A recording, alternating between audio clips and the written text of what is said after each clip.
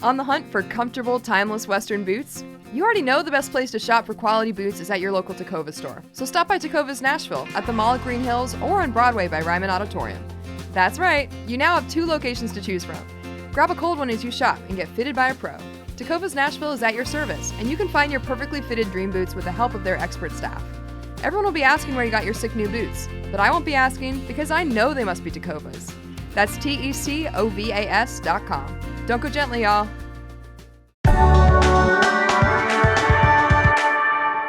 Today on CityCast Nashville, I'm here with NPR's Ann Powers, one of America's most legendary music critics, to preview this year's AmericanaFest, which takes over a number of Nashville's music venues starting today through Saturday the 21st. We're discussing what exactly Americana is as a genre, the best official and unofficial showcases, and the artists who will make that festival wristband worth it. Consider this the perfect itinerary, curated by our favorite local expert. CityCast Nashville is presented by our exclusive launch sponsor, Tacova's. It's Tuesday, September 17th. I'm Grace Fuse, and this is what Nashville's talking about.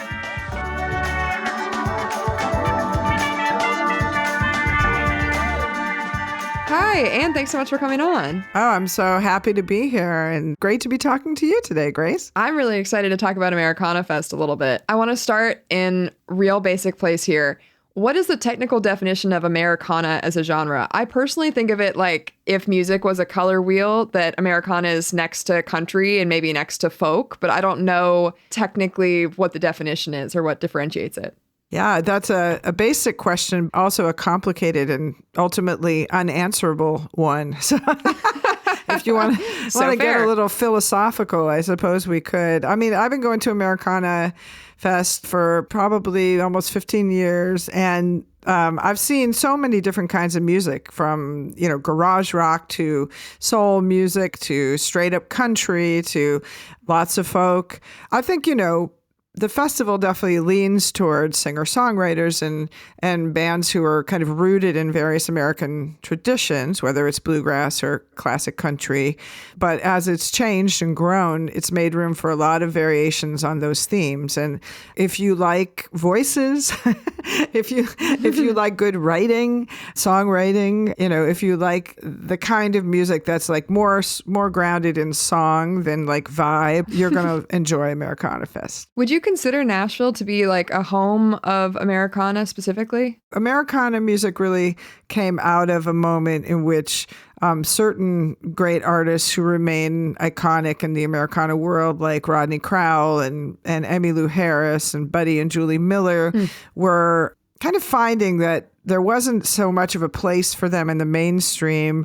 Country music was changing, and there needed to be a space for those artists who, like I said, were really song-driven and played a different kind of music than what you were hearing on country radio. So that's kind of how the Americana Association formed. But of course, the meaning of the term, as we were talking about, has changed over time, and the nature of the organization and the fest has too. And one thing I've really enjoyed is seeing artists from all over, including, artists not even from the U.S. come to AmericanaFest. So I'll give you a couple picks like that later. Awesome. But Americana is definitely worldwide at this point. Yeah. Yeah. I mean, absolutely. I hear it everywhere. Yeah. I think it's interesting to think of it almost like as an evolutionary offshoot of country music, of like we have country music and then it's almost kind of a more direct tie to the original roots of country. Yeah. Americana's had like a lot of growth over the past 10 years. Why do you think that is? A few different things. I think the fest itself actually has helped a lot. Let's talk about how the nature of music festivals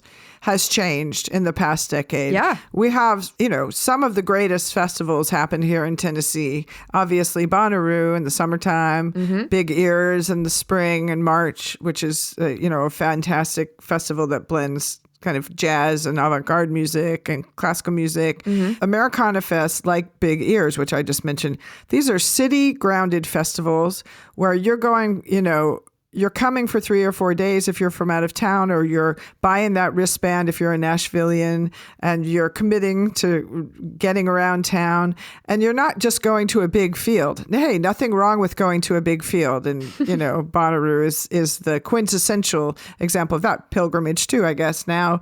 But for AmericanaFest, it's like kind of a destination festival that's about being immersed in Nashville and enjoying the city. And so there are a lot of people who come from out of town, but I also think that's great for locals in that maybe your favorite venue is all booked up with official showcases, and that's a bummer for you. But also maybe your favorite venue is doing a special unofficial showcase that you can attend and see something special on that weekend. Yeah, and we'll 100% have to talk about that. If you don't have a wristband, what kind of stuff do you have access to? I don't have a list of them at my fingertips, but a couple that I found just trolling the internet today, because I always end up preparing for AmericanaFest during AmericanaFest. I'm like, what are you doing, my friend? Take me to something cool. But a couple that I found, for example, is like Dee's up in Madison. Now that's a club that is an official showcasing venue. Yeah. But they also are having some cool events that are outside the boundaries of the festival. I'm excited, for example, for a showcase that's happening on Thursday, the 19th, from 6 to 8 p.m. that features this singer-songwriter I really like, Liv Green, along with Rhett Madison and Jess Kerber. It's an all-queer lineup, curated lineup with special guests, and that just costs you $5. So you just got to get there early, probably. Maybe you have to stand in a line, or maybe you don't, because there's so much happening, everywhere that who knows if it'll be crowded or not. But that's a great example of something you can attend even if you don't have a wristband. Yeah. Also, I wanted to mention, as I was doing my quote unquote research, i.e. Googling and trolling Instagram, do you ever find artists just by like surfing the algorithm, and like, oh, what's that weird video in the corner of my YouTube screen? I'm sure you do. The algorithm definitely shows me things. You know what I mean? Like for sure I stumble. Because I was, late at night looking around, just, oh, that's a cool looking thing on YouTube. And I found this duo. They're called Ask Carol, and they're a guy and a girl. They're from Norway. And the woman plays guitar and sings, and the guy plays drums. And they're doing an unofficial showcase at a venue called Mirror Mirror, which is on Lebanon Pike, 2623 Lebanon Pike, on the 21st at 7 p.m. And I'm going to try to get out to that because I know very little about this group, except I like their videos. They're really cool. They take their gear and they go play in they were touring around the States, I guess, and they were playing in like national parks and stuff. Oh my God. I love that. They're very inventive and cool. So that's the kind of thing that you might happen across this weekend. Yeah. Sure, you're not seeing Nico Case or whatever. You're not seeing Waxahachie, but you're seeing something cool who might be the next big artist. So speaking of Nico Case and Waxahachie, there's a ton of venues that AmericanaFest kind of takes over for the week. And the wristbands are $125. Yeah. So there's a ton of shows that you get for that if you're down to go to as many things as possible and get your money's worth. What do you think are the highlight artists that would make it worth it to buy a wristband? Both of the ones you mentioned. Nico is playing at the Anti-Records anniversary party. That's like a Murderer's Row lineup. It's insane. Number of great artists. It will be hard to get into, I have to say, that show. But Waxahachie, Katie Crutchfield is having the year to end all years. And I'm going to be doing a on-stage interview with Katie. Oh, really? On Thursday afternoon. Love it. At the hotel that's hosting the conference part, which you need a badge for, I think. So that's a little harder to get into. But I'm excited to see Waxahachie in their current form. I'm very excited to see Silvana Estrada. She's a Mexican singer and guitarist, incredible musician. I love her albums. I've never gotten a chance to see her before. So she's playing Friday at City Winery, so I'll definitely be at that. Also, I have to recommend an old favorite, Gabby Moreno. I don't know if you know Gabby, but she's been around for a long time. She's originally from Guatemala. She's been nominated for a lot of Grammys. She's made a lot of amazing music. I just saw her play at the Evanston Folk Fest, and it was one of the best solo sets I've seen in ages. She just has a voice that shakes the mountains, and she's playing Thursday night at Cannery Hall. AmericanaFest is also a place to see maybe your Nashville favorites who maybe haven't been around for a while, who are returning. What I'm excited to catch up with is Ashley Monroe. You might know her from her own wonderful solo records, also from her collaboration with Miranda Lambert and Angelina Presley in the Pistol Annies. She's a fantastic country artist and bluegrass, also incredible bluegrass virtuoso. She's playing at 7 p.m. on Saturday at the Hutton Hotel. And then, Grace, maybe you're excited about MJ Linderman. Everybody seems to be right now. Are you an MJ Linderman fan? Oh, yeah, for sure. So he's definitely around throughout the fest. I think he and his Wednesday bandmate Carly Hartzman are playing a show at the Blue Room. That might be sold out. I love the Blue Room. It's a great venue.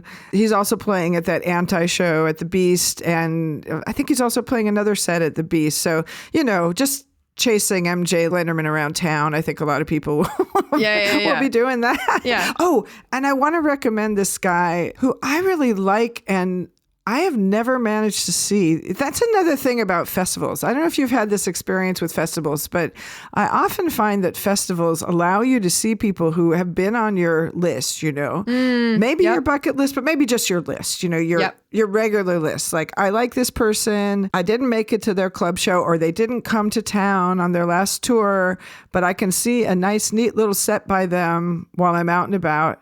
So there's a guy named Christian Lee Hudson. He's a singer-songwriter, also a producer. He's collaborated with a lot of amazing people. I first discovered him because he did some work with Phoebe Bridgers, and I completely fell in love with his records. He has this sensibility that's really interesting. He's like a storyteller. He often kind of tells stories of like damaged people, and he's got a very cinematic sensibility. So I'm excited to see him play. And he is playing on Thursday also at the Beast at 8:15. Love it. What about the WMOT Day Stage? What are you excited about there? The WMOT Day Stage is at the East Side Bowl, and it runs Wednesday through Friday. And this, of course, our wonderful Americana music station, WMOT, out of MTSU. And they have just an amazing lineup on those days. They have Dave Alvin and Jimmy Dale Gilmore. So those are classic, country, alternative country, insurgent country figures. They have the great blues artists from Mickey Copeland, up-and-comers, and people I love like Lizzie No and Melissa Carper are playing on that stage. And if you are a WMOT member, I believe you can get into that stage even if you don't have a badge. So it's definitely worth checking out. Layla McCullough just sets all day long there. So it's going to be wonderful.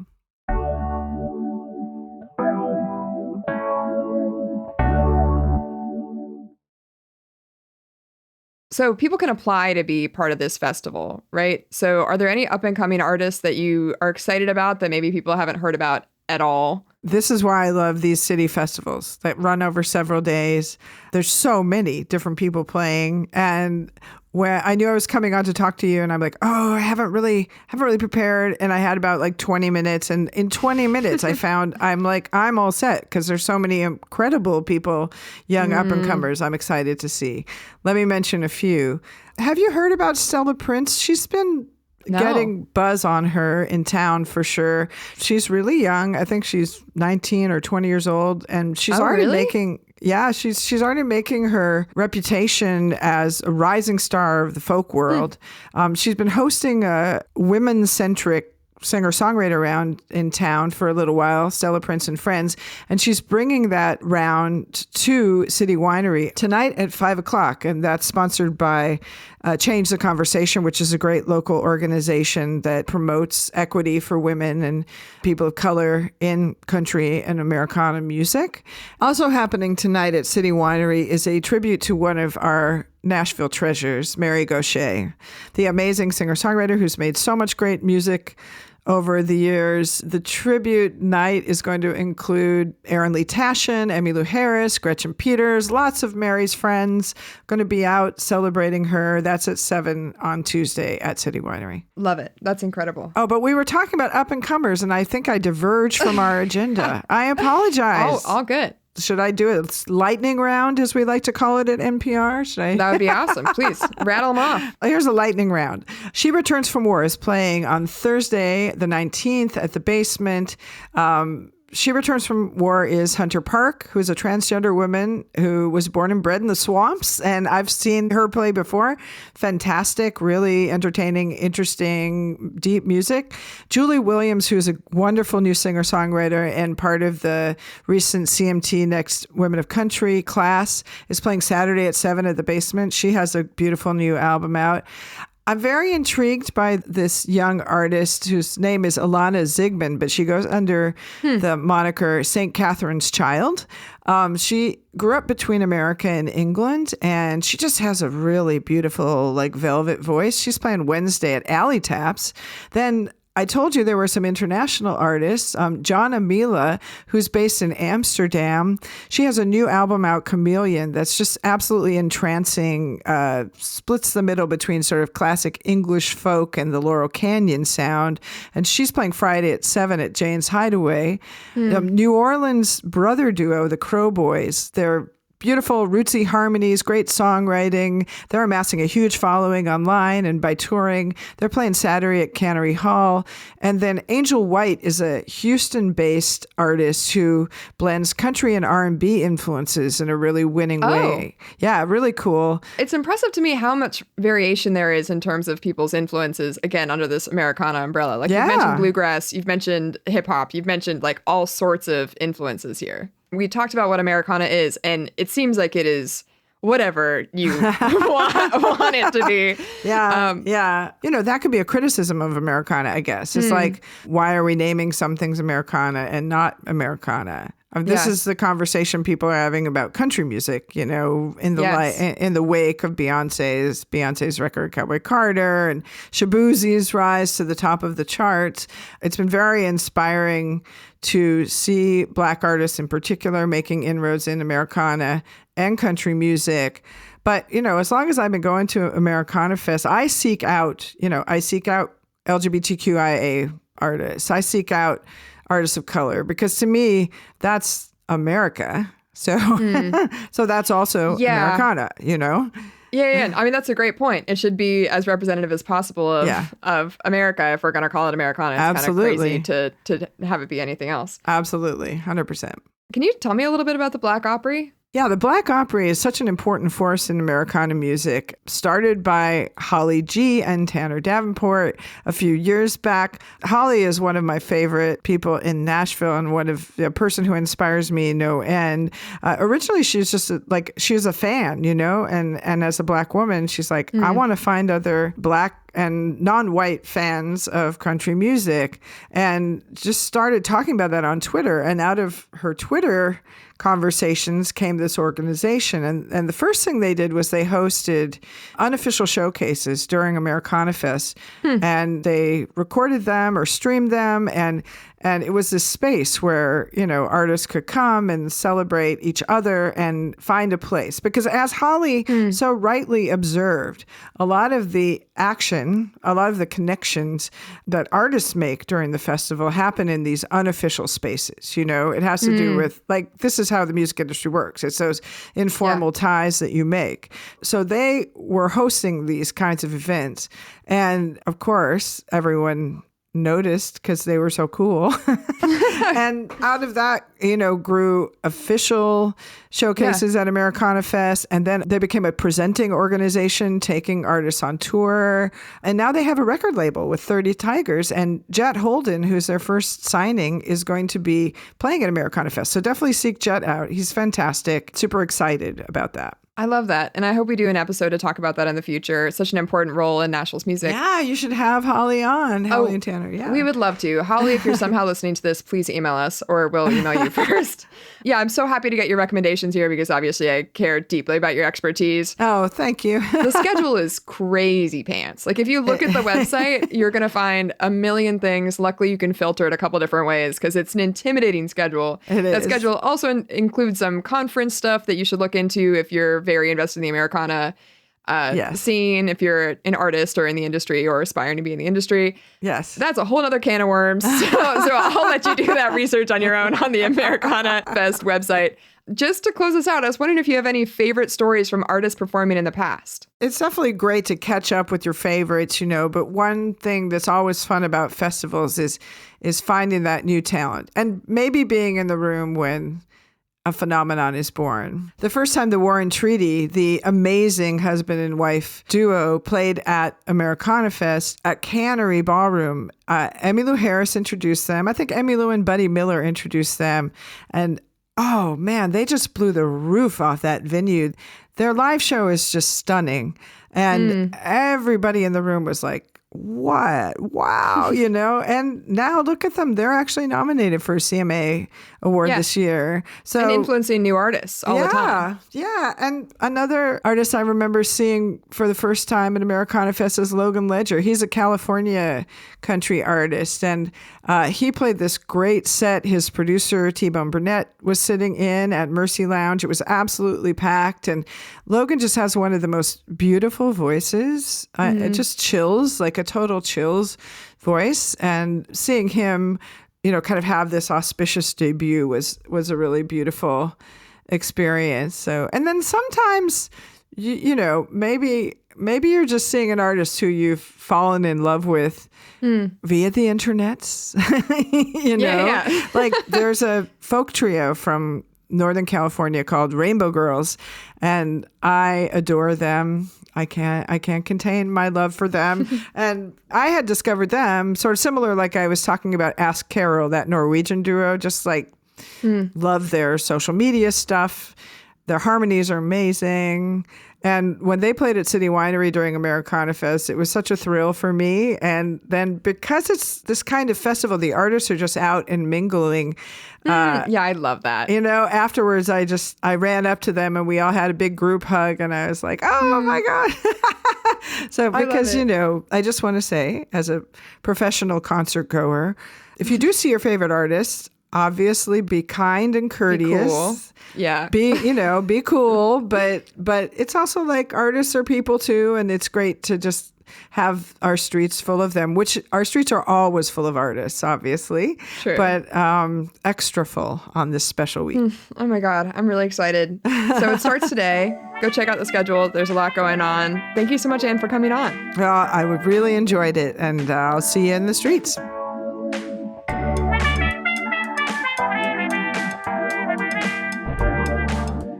That's all for today here on CityCast Nashville. Check out Anne's acclaimed new book, Traveling, On the Path of Joni Mitchell, out now. I know I love some Joni. And if you enjoyed the show, why not tell a friend? Rate the show, leave us a review, and subscribe to our Hey Nashville newsletter.